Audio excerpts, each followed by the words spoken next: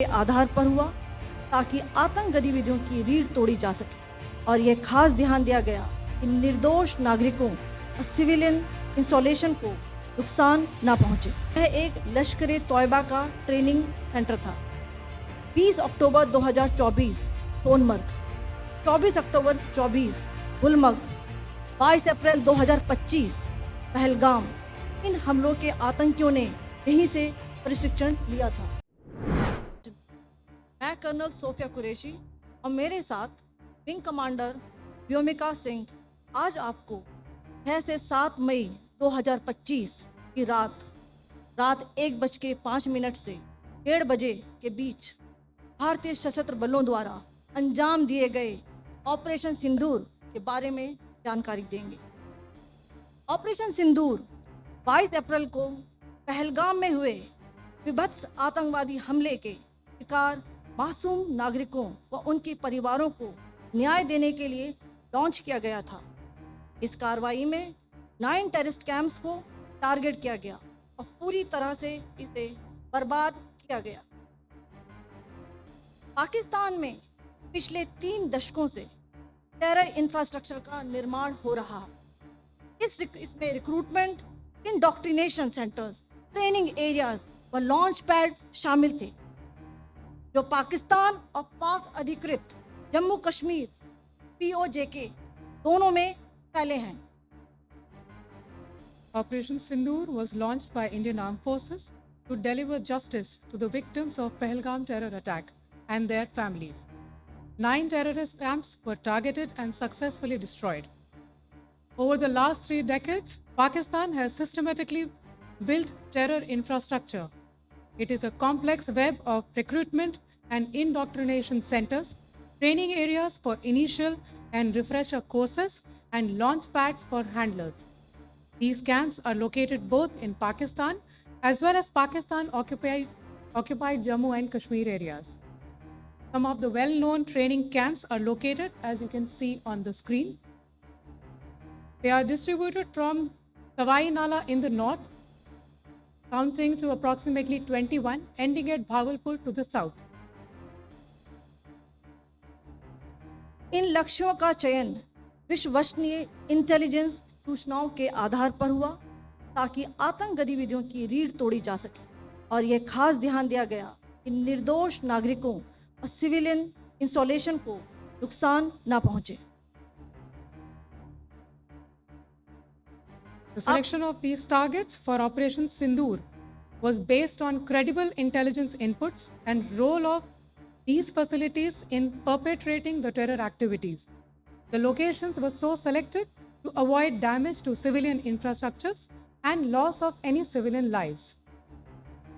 This was done with due diligence, and the camps selected for targeting and their engagement will now be shown to you one by one.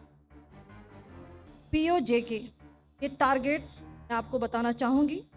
सबसे पहले सवाई नाला camp Muzaffarabad, जो कि POJK के line of control से 30 kilometre दूर है। यह एक लश्कर तोयबा का ट्रेनिंग सेंटर था। 20 अक्टूबर 2024 सोनमर्ग, 24 अक्टूबर 24 गुलमर्ग, 22 अप्रैल 2025 पहलगाम, इन हमलों के आतंकियों ने यहीं से प्रशिक्षण लिया था। सैयदना बिलाल कैंप जफराबाद, यह एक जैश ए मोहम्मद का स्टेजिंग एरिया है। यह हथियार, विस्फोटक और जंगल सर्वाइवल ट्रेनिंग का केंद्र भी था।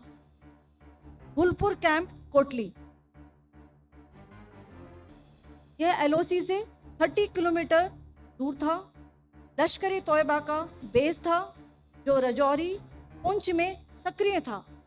20 अप्रैल 2023 को पुंछ में और 9 जून 2024 को तीर्थ यात्रियों के बस हमले में यहीं से आतंकी को ट्रेन किया गया था।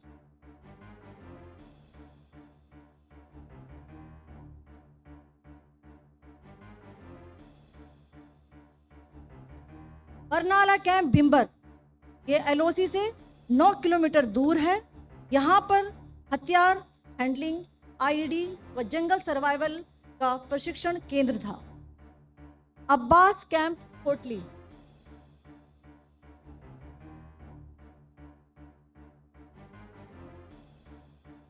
यह एलओसी से 13 किलोमीटर दूर है। लश्कर ए तौयबा का फिदाइन यहाँ तैयार होता था। इसकी कैपेसिटी 15 टेररिस्ट को ट्रेन करने की थी।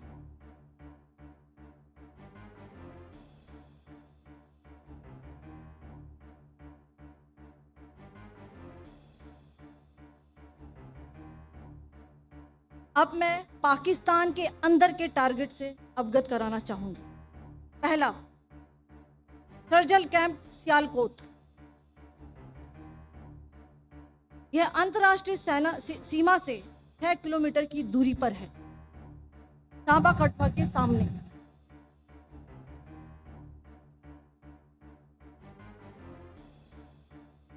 मार्च 2025 में जम्मू एंड कश्मीर पुलिस के 4 जवानों को जो हत्या की गई थी, उन आतंकवादियों को इसी जगह पर ट्रेन किया गया था। दूसरा, महमूना जाया कैंप सियालकोट। यह 18 से 12 किलोमीटर आईबी से दूर था। हिजबुल मुजाहिदीन का बहुत बड़ा कैंप था। ये कठुआ जम्मू क्षेत्र में आतंक फैलाने का नियंत्रण केंद्र था।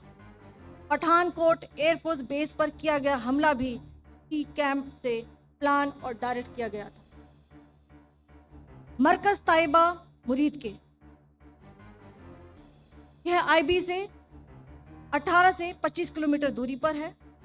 2008 के मुंबई हमले के आतंकी भी यहीं से प्रशिक्षित हुए थे। अजमल कसब और डेविड हेडली भी यहाँ ट्रेन हुए थे।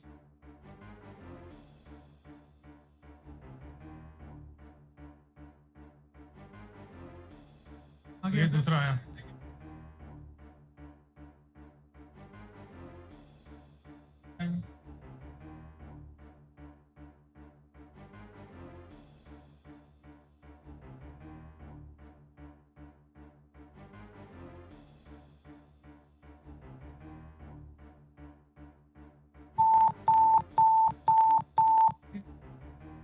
एंक्लोजर सेम ही है। Just hit the target.